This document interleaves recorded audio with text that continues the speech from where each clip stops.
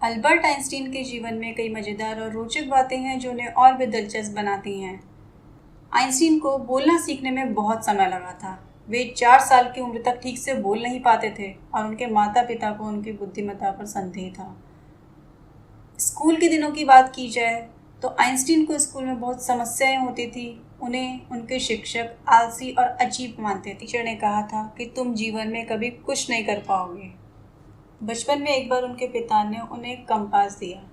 Compass की सुई का हमेशा उत्तर की ओर संकेत करना उनके लिए बहुत रहस्यमय था और यहीं से उनके वैज्ञानिक खोजों का जुनून शुरू हो गया।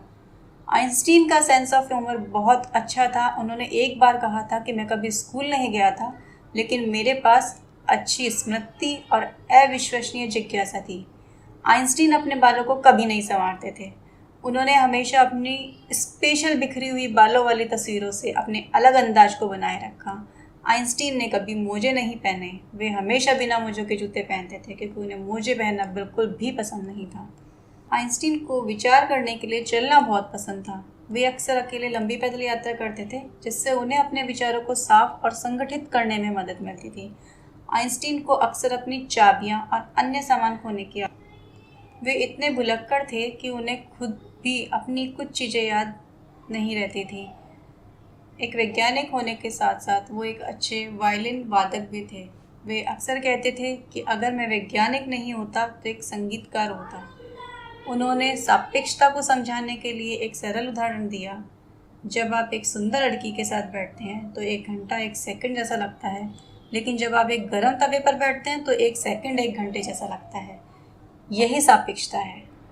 आइंस्टीन की मृत्यु के बाद उनके मस्तिष्क का अध्ययन किया गया ताकि उनकी अद्वितीय बुद्धिमत्ता का रहस्य समझा जा सके।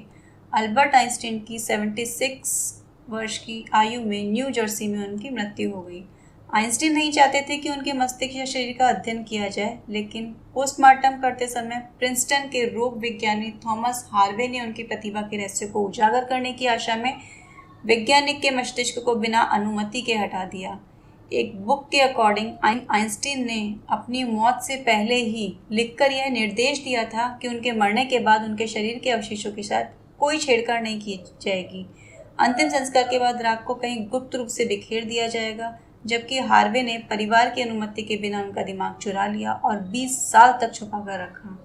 इसी तरह आइंस्टीन की आंखें निकालने के बाद हार्वे ने उन्हें अपने ऑप्टोमेट्रिक डॉक्टर हेनरी अब्राहम को दे दिया। ऐसा माना जाता है कि वे अब न्यूयॉर्क शहर में एक सुरक्षा बॉक्स में जमा हैं। ये बातें अल्बर्ट आइंस्टीन के जीवन की अनोखी झलक पेश करती है और दिखाती हैं कि वे न केवल एक महान वैज्ञानिक थे, बल्कि एक मजेदार और दिलचस्प व्यक्ति भी थे।